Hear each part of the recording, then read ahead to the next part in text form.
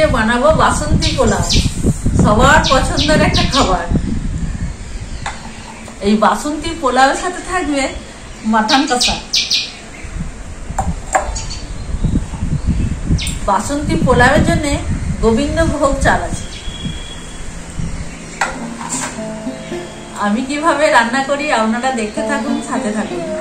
এই মাটনটাতে অল্প কিছু উপকরণ মাখিয়ে নেব। এখানে আছে টক দই 3 চামচ, 1 চামচের কম হলুদ গুঁড়ো আর স্বাদ মতো নুন এই মাটনে দিয়ে দেব।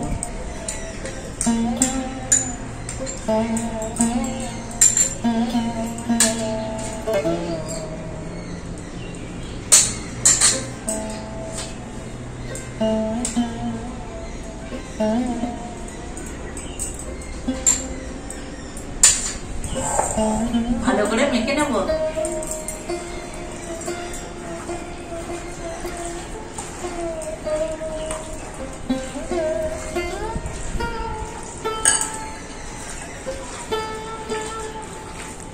মাটন খুব ভালো করে মাখানো হয়ে গেছে। এরপর চাপা দিয়ে রেখে দেবো আধ ঘন্টা পর রান্না করি। রান্নাঘরে চলে এলাম। প্রথম এই গোবিন্দভোগ চালটা পরিষ্কার করে ধুয়ে জল ঝরিয়ে নেব। এই ছাঁকনি করে চালটা ধুয়ে নিলাম। চালের মধ্যে জল থাকা চলবে না। জলটা ঝরে গেলে আমি একটা বড় থালাতে চালগুলো ঢেলে দেবো। গোবিন্দভোগ চালটা আমি থালার মধ্যে মিলে দিয়েছিলাম। কত সুন্দর জল ঝরে গেছে দেখুন, আর ঝরঝরে হয়ে গেছে। এই চালের মধ্যে আমি কিছু উপকরণ মিশাবো। প্রথমে দেবো ঘি, 1 চামচ আদা বাটা আছে, 1/2 চামচ গোলমরিচের গুঁড়ো আছে, 1 চামচ আছে গরম মশলা।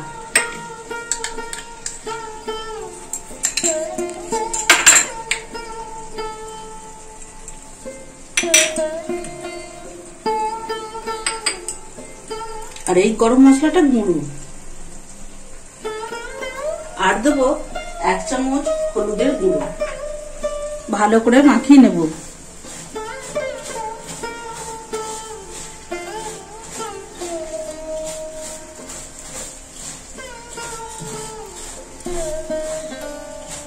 চাল খুব ভালো করে মাখানো হয়ে গেছে। এই চালটা 10 মিনিটের মতো থাকবে। আধ ঘন্টা হয়ে গেছে। মাটনের ঢাকাটা খুলে দেব। এরপর মাটনটা আমি রান্না করব। কড়াই বসিয়ে দিলাম। কড়াইয়ের মধ্যে সরষের তেল দিয়ে দেব। এই তেলের মধ্যে দেব গোটা কিছু গরম মশলা, সাথে আছে একটা তেজপাতা, 1/2 চামচের কম গোটা জিরে, আর একটা আছে গোটা এলাচ। এই এলাচটা বড় এলাচ, মুখটা একটু ফাটিয়ে দিয়েছি। গরম মশলার মধ্যে আছে এলাচ, লবঙ্গ, দারচিনি। এগুলো তেলের মধ্যে দিয়ে দেব।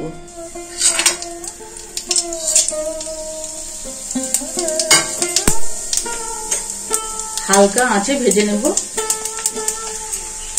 গরম মশলাগুলো সব ভাজা হয়ে গেছে। এর মধ্যে আমি কেটে রাখা পেঁয়াজগুলো দিয়ে দেব। একটু পেঁয়াজ বেশি করে দেবো, গ্রেভিটা একটু বেশি হবে।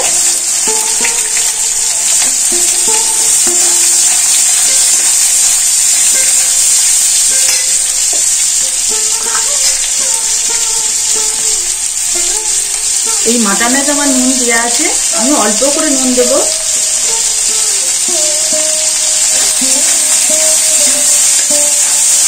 পেঁয়াজ আমার ভাজা হয়ে গেছে। এই পেঁয়াজটা দেখুন খুব লাল করে আমি ভাজলাম না। এর মধ্যে আমি দেব 1/2 চামচ চিনি, কালার খুব ভালো হবে। 1 চামচ কাশ্মীরি গুঁড়ো লঙ্কা,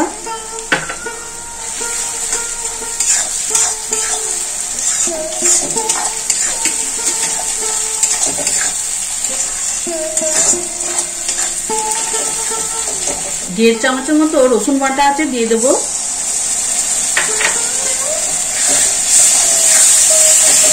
আদা বাটা 2 চামচ,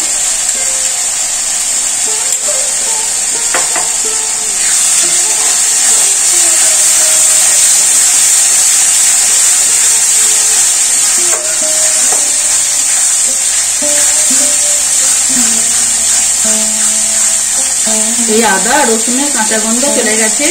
এর মধ্যে আমি কিছু গুঁড়ো মশলা দেব। লাল লঙ্কা গুঁড়ো দেবো হাফ চামচ হলুদ গুঁড়ো দেবো, 1 চামচ জিরে গুঁড়ো দেবো, 1 চামচের কম একটু কম ধনে গুঁড়ো দেবো।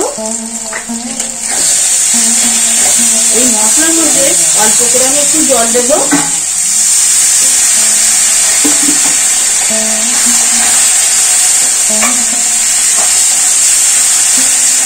এই মশলাটা খুব ভালো করে কষিয়ে নেব। কত সুন্দর মশলা দেখুন তেল ছেড়েছে।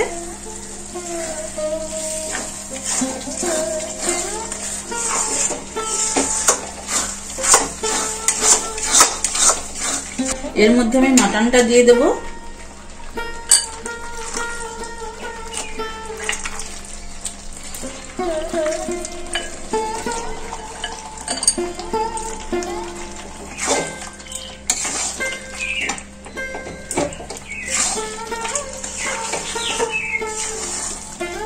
এই মাটনটা মশলার সাথে খুব ভালো করে কষাতে হবে।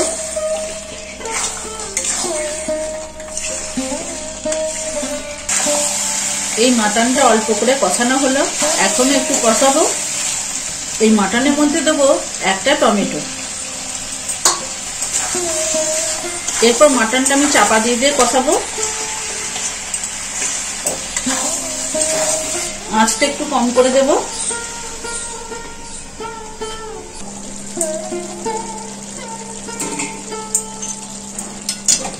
মাটনটা আমার খুব ভালো করে কষানো হয়ে গেল।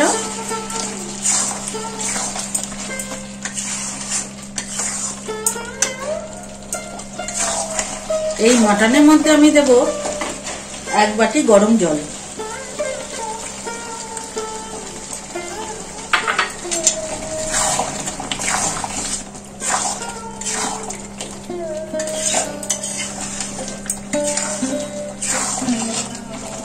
এই মাটনটা এবার ঢাকা দিয়ে দেবো, কম আঁচে 40 মিনিট হবে। মাটনের কড়াইটা এইদিকে বসিয়ে দিলাম। কত সুন্দর মাটনটা কালার হয়েছে দেখুন। এটা কম আঁচে এখন হবে। আর এইদিকে একটা কড়াই বসিয়ে দিলাম। এইদিকে আমি বানাবো বাসন্তী পোলাও। এই কড়াইয়ের মধ্যে দেব সাদা তেল। তেল গরম হয়ে গেছে, আমি সাদা তেল কড়াইয়ে দিলাম, আপনারা অল্প করে ঘিও দিতে পারেন। তেলের মধ্যে দেব একটা তেজপাতা আর গরম মশলা, এলাচ, লবঙ্গ, দারচিনি।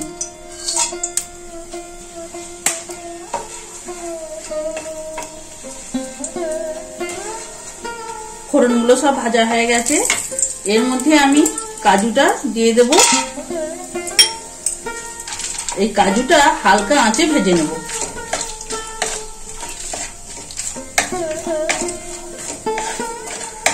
কাজু হালকা আঁচে ভাজা হয়ে গেছে। এর মধ্যে আমি কিশমিশটা দিয়ে দেব।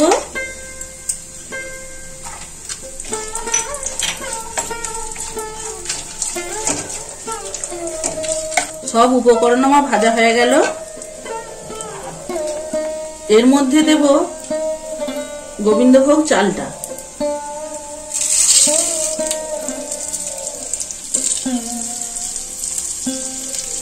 সব কিছু মশলার সাথে মাখা আছে।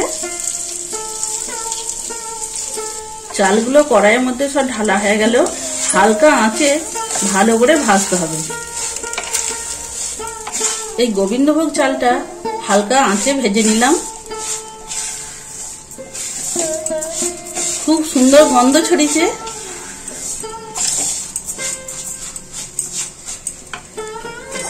এই গোবিন্দভোগ চাল ছিল এইটার আমার 2 বাটি। 2 বাটি যদি চাল থাকে আমি 4 বাটি জল দেব। আপনারা যখন এই বাসন্তী পোলাও বানাবেন ওই জলের পরিমাণটা সঠিকভাবে দিতে হবে, তাহলে ঝরঝরে পোলাও হবে। আমি এখন গরম জল দিয়ে দেব। এটা আপনারা ঠান্ডা জলও দিতে পারেন।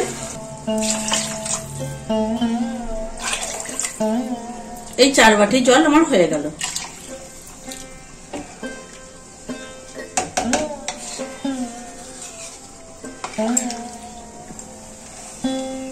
এই জলের মধ্যে দেব 2টো কাঁচা লঙ্কা। মুখগুলো দেখুন কাটা আছে। আর দেব স্বাদ মতো নুন আর চিনি। পোলাও একটু মিষ্টি মিষ্টি হয়, আপনারা যতটা মিষ্টি খেতে পছন্দ করেন সেইভাবে দেবেন। এটা আমি ফুল দমে ফুটিয়ে নেব একটু। এই পোলাওটা আমি 5 মিনিট ধরে ফুটিয়ে নিলাম। এরপর ঢাকা দিয়ে দেবো, এটা কম আঁচে হবে 15 মিনিট। ঢাকাটা খুলে দেব, পোলাওটা একটু নেড়ে দেব।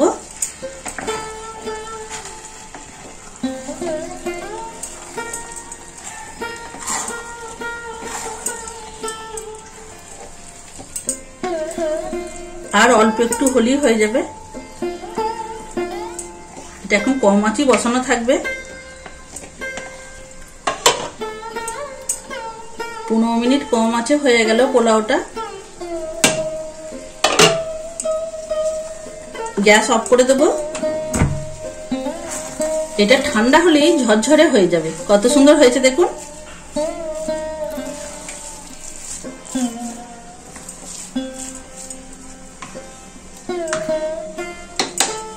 এরপর নামিয়ে নেব।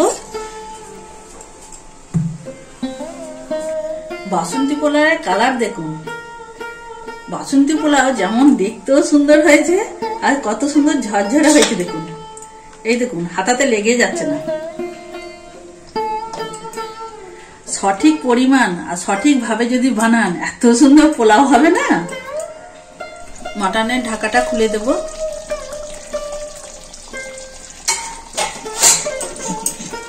কত সুন্দর কালার হয়েছে দেখুন। 40 মিনিট ধরে সিদ্ধ হলো কম আছে। মাটন এত সুন্দর সিদ্ধ হয়ে গেছে, এই দেখুন।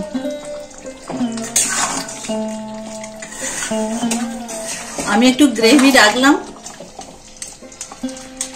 আপনাদেরকে আমি 1 বাটি জল দেখিয়েছিলাম, পরে আমি হাফ বাটি জল এখানে দিয়েছিলাম।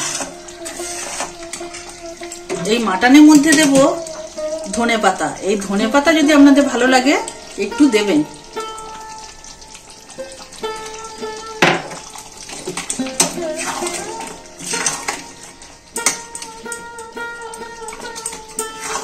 গ্যাসটা অফ করে দেব।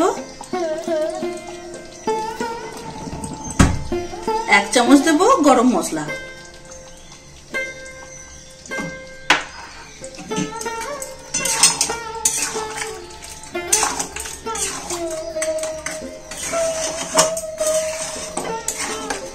এরপর মাটনটা আমি নামিয়ে নেব।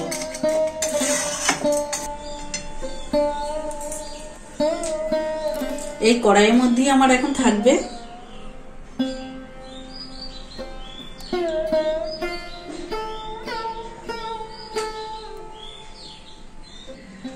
রান্নার পর চলে এলাম ডাইনিং টেবিলে খাবার নিয়ে।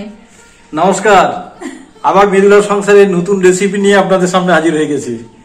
মৃদু, আজকে কি বানিয়েছো? আজকে বেশ তো সুবাস ছাড়ছে। হ্যাঁ, বাসন্তী পোলাও।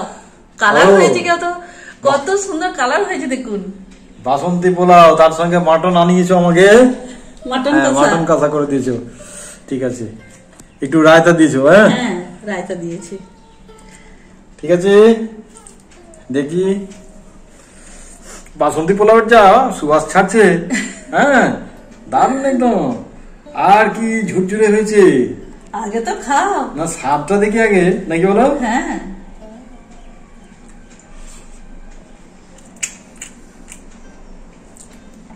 না শুধু দেখতে নয়, স্বাদে গন্ধে অতুলনীয় হয়ে গেছে একদম। দারুণ।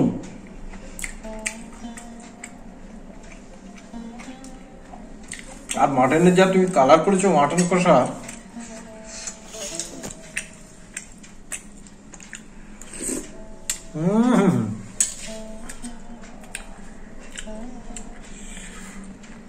এইটা হলো বাসন্তী পোলাও। এই বাসন্তী পোলাওর সঙ্গে মাটন কষা একদম দারুণ, দুর্দান্ত, সবার প্রিয় এই খাবারটা। না, তোমার তো দারুণ বানানো হয়েছে আজকে।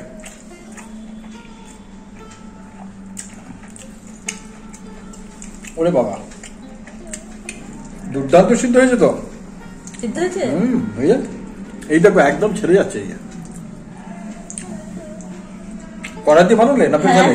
না না প্রেসারে না, কড়াই বানিয়েছি, একটু সময় লেগেছে। খুব টেস্টি হয়েছে।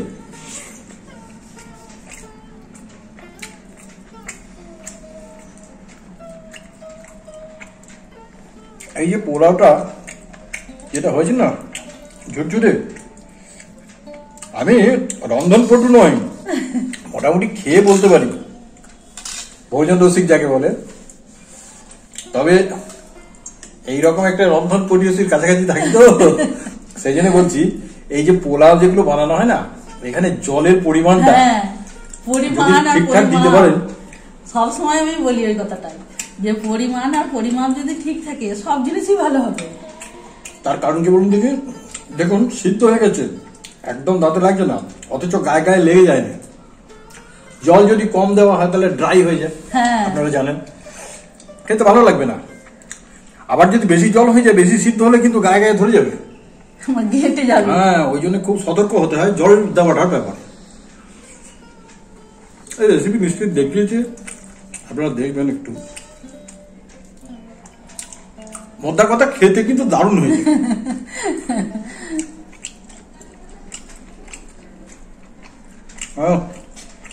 সবকিছু পরিশ্রম কি বলেন তো, আমাদের খাওয়ার জন্য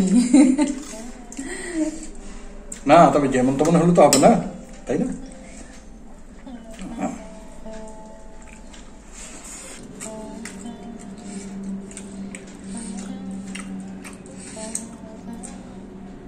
আমার তো রেসিপি দেওয়া আছে, আপনারা বলবেন কেমন হয়েছে। না, খুব সুন্দর হয়েছে, রেসিপি দুটো ফলো করবেন। মৃদুলা সংসারের ভিডিওগুলো আপনাদের কেমন লাগছে? যদি ভালো লাগে আপনারা লাইক শেয়ার কমেন্ট করবেন। মৃদুলা সংসারের ভিডিওগুলো দেখার পর যদি ভালো লাগে আপনারা সাবস্ক্রাইব করবেন। ভালো থাকবেন, সুস্থ থাকবেন। আমাদের ভিডিও আমরা আজকে এখানেই শেষ করব, আবার আপনাদের সঙ্গে দেখা হবে অন্য কোনো দিন অন্য কোনো রেসিপি নিয়ে। ভালো থাকবেন সবাই।